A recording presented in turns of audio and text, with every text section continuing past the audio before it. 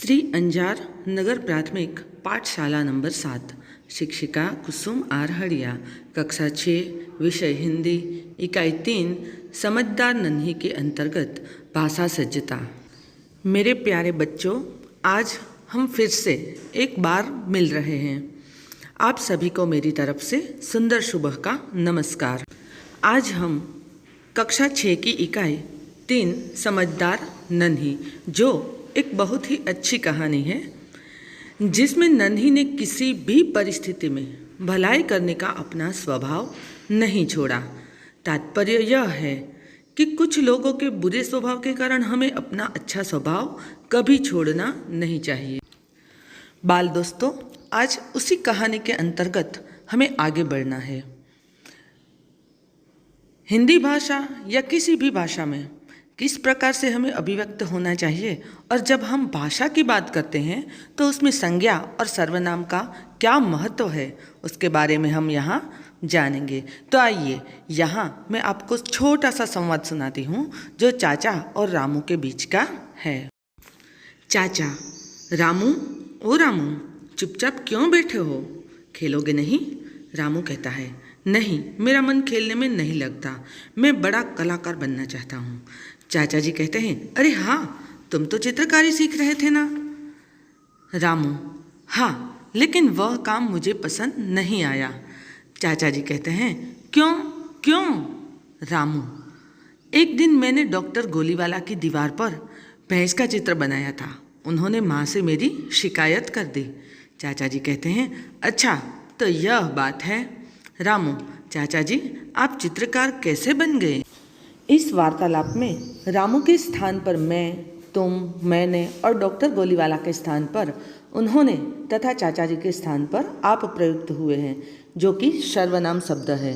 अब हम सर्वनाम की परिभाषा देखेंगे। संज्ञा के स्थान पर इस्तेमाल होने वाले शब्दों को सर्वनाम कहते हैं। सरल शब्दों में सर्व यानी सब नामों यानी कि संज्ञाओं के बदले जो शब्द आते हैं उन्हें सर्वनाम कहते हैं। जैसे मैं, तुम, वह, आप, कोई, यह, ये, वे, हम, तुम, कुछ, कौन, क्या, जो, सो, उसका आदि। संज्ञा के बार बार प्रयोग होने से वाक्य का सौंदर्य नष्ट हो जाता है। सर्वनाम शब्दों के प्रयोग से इस दोष को दूर किया जा सकता है और वाक्य का सौंदर्य भी बना रहता है। अब आगे हम कुछ उदाहरण देखेंगे। पढ़िए और समझिए। आप कहाँ जा रहे हैं? दाल में कुछ पड़ा हुआ है, चलो हम स्कूल चले। मैं तो बहुत प्रतिभाशाली हूँ, आओ हम नदी पहाड़ खेलेंगे। उसे तो बस हंसना आता है। तुम्हें मेरी कविताएं अच्छी लगी? वह अपने आप खड़ा होने लगा। उपर्युक्त वाक्यों में रेखांकित शब्द सर्वनाम है। वाक्यों में इन शब्दों का उपयोग संज्ञा के बदले हुआ है।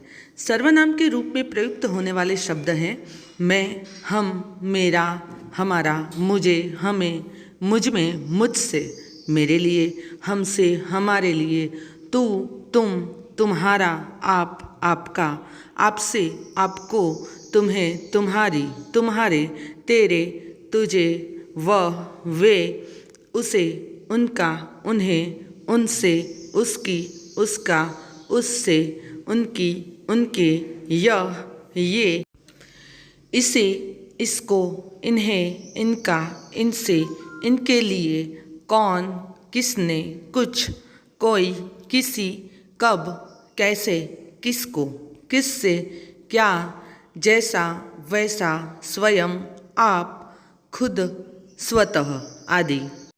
यह सभी शब्द सर्वनाम के रूप में प्रयुक्त होने वाले शब्द हैं।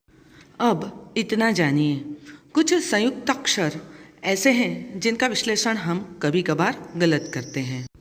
जैसे सिद्ध में द और द जुड़े हुए हैं, फिर भी हम दोहरा द समझते हैं। ऐसी गलती दूर करके शुद्ध उच्चारण एवं शुद्ध लेखन हेतु यहाँ ऐसे संयुक्ताक्षर दिए गए हैं जिनका आपको अध्ययन करना है। यहाँ दिए हुए उदाहरण के अनुसार अन्य शब्द अपनी किताब में से ढूंढना है। जैसे कि क वत्ता श, उनसे बनता है क्ष और उनके शब्द है कक्षा। उसी तरह श आधा और र दोनों का मिश्रण होने से स्र बनता है और उनके शब्द है श्रवण, श्रेष्ठ आदि। ज आधा और ज से ज्ञ बनता है, उसी तरह उनके शब्द है ज्ञान और विज्ञान। त आधा और र इन दो शब्दों से त्र बनता है, उनके शब्द है त्रस्त, त्रिभुज।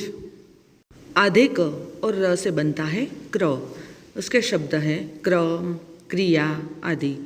आधा ट और र से बनता है ट्र, उसके शब्द है राष्ट्र, ट्रक आदि। आधे द और व से बनता है द्व, जैसे कि विद्वान, द्वार आदि। आधे द और द से बनता है द, यानी युद्ध और प्रसिद्ध, इन शब्दों में उपयोग में लिया जाता है। आधे द और पूरे द से बनता है द, इनका उपयोग तद्दन और राजगद्दी में किया जाता है। आधे द और म का उपयोग करने से द्म बनता है, जो पद्म में उपयोग किया जाता है। य उसका मिश्रण है आधा ह और य। आधे ह और रू से बनता है र, यानी हृदय और अपहत। क र और म से बनता है कर्म।